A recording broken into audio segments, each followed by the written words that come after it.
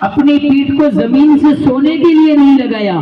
اب ذرا سوچو کہ جس نے پوری زندگی نیند نہ کی ہو، تب جا کے آج دنیا ان کے قدموں میں گرتی ہے، تب جا کے دنیا آج انہیں مانتی ہے، انہیں سمجھتی ہے، انہیں جانتی ہے۔ آج ہم نے کرامت سن لی کہ اونٹ بیٹھ گئے لیکن اٹھ نہیں پائے، انا ساگر کانسے میں لے لیا، پورا انا ساگر کانسے میں آ گیا، کوئی آیا مراد بھر کے گیا، لیکن کبھی ان کی زندگی کو پڑھا ہے؟ حضور غریب نواز کی زندگی تو وہ ہے کہ آپ فجر میں اٹھتے اور سحری کرتے، اس میں ایک روٹی کھاتے تھے، اور جب افطاری کا وقت ہوتا تھا تو ایک روٹی کھاتے تھے۔ آپ ذرا سوچو کہ وہ مرد مجاہد نے اپنی زندگی کو اس طریقے سے گزارا ہے، تب جا کے اللہ نے انہیں ہندوستان کا بادشاہ بنایا ہے، بادشاہ وقت بنایا ہے۔ اللہ اکبر، وہ غریب نواز کی ذات ہے۔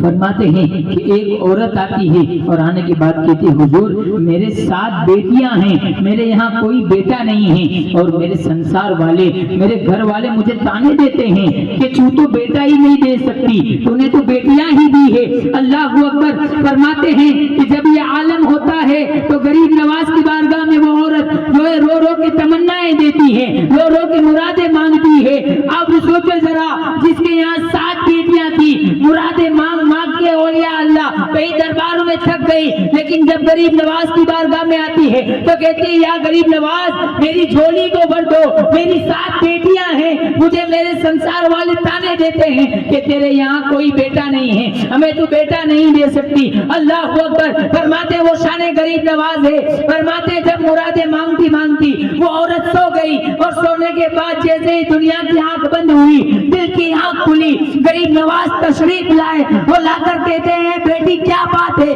کیوں گھبرائی ہوئی ہے؟ تو فرماتے ہیں بابا میرے سنسار والوں نے، میرے گھر والوں نے، میرے سسرال والوں نے مجھے تانے دے دے کے تھکا دیا ہے، میرے یہاں کوئی بیٹا نہیں ہو رہا ہے، مجھے ایک بیٹے سے نواز دیجئے، ان کا کہنا بند ہو جائے۔ اللہ اکبر، جیسے ہی یہ بات کہی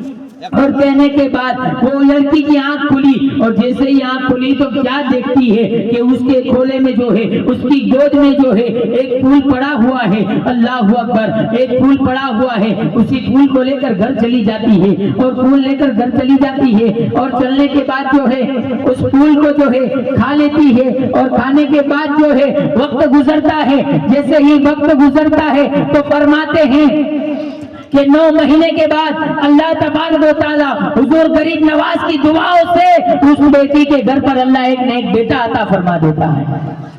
سوچو ذرا، یہ غریب نواز کی کرامت ہے، بیٹا عطا فرما دیتا ہے۔ وہی بیٹے کو لے کر جب در غریب نواز پر آتی ہے، آنے کے بعد سوچتی ہے کہ یہ کیا معاملہ ہے۔ جب اس نے آئی تھی تو ایک منت کی تھی، غریب نواز اگر میری جھولی بیٹے سے بھر گئی تو میں آپ کی بارگاہ میں چادر اور ایک دیگ پیش کروں گی۔ اللہ اکبر، جب بیٹے آنے کے بعد اتنی خوشی ہوئی کہ وہ دونوں منتیں بھول گئی، اور بھولنے کے بعد جب بیٹے کو لے کر آئی اور آنے کے بعد جیسے ہی وہ لنگر کھانے کی طرف جاتی ہے جہاں لوگوں کو نیاز کھلائی جاتی ہے، نیاز بانٹی جاتی ہے، جیسے ہی وہاں حاضر ہوتی ہے، ہونے کے بعد جو ہے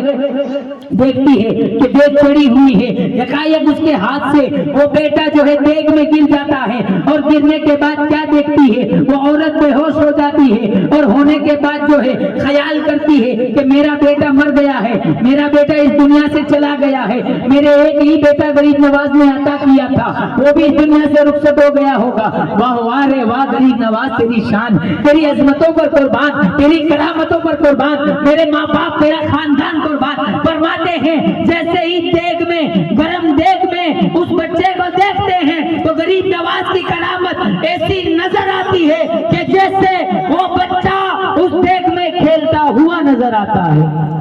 سبحان اللہ، تو بولے یار اتنی بڑی بات ہے، خاموش بیٹھ کے کوئی فائدہ نہیں ہے، ایسے تو میں چلاتا رہوں گا اور آپ بیٹھے رہیں گے۔